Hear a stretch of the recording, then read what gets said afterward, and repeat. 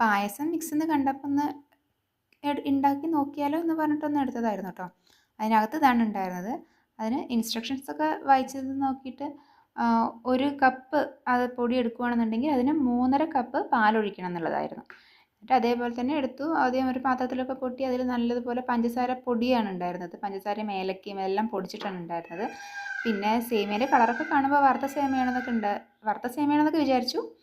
പിന്നെ അതിൽ ഇടയ്ക്കിടയ്ക്ക് അണ്ടിപ്പരിപ്പ് മുന്തിരി എല്ലാം കിട്ടുന്നുണ്ട്. പിന്നെ അതേപോലെ 1 കപ്പ് സേമിയ എടുക്കുകയാണെന്നുണ്ടെങ്കിൽ അതിന് 3.5 കപ്പ് പാലെന്ന് വെച്ചിട്ട് കണക്കാക്കി എല്ലാതും എടുത്തിട്ടുണ്ടായിരുന്നു.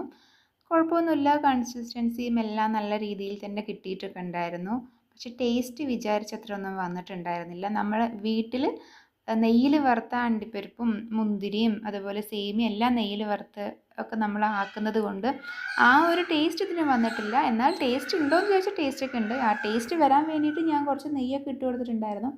എന്നിട്ട് നമ്മൾ വീട്ടിലുണ്ടാക്കുന്ന എന്ന് വെച്ചാൽ നെയ്യിലെല്ലാം വറുത്തെടുത്ത് ഉണ്ടാക്കുന്ന അത്രയുള്ള ടേസ്റ്റ് ഇതിനുണ്ടായിരുന്നില്ല.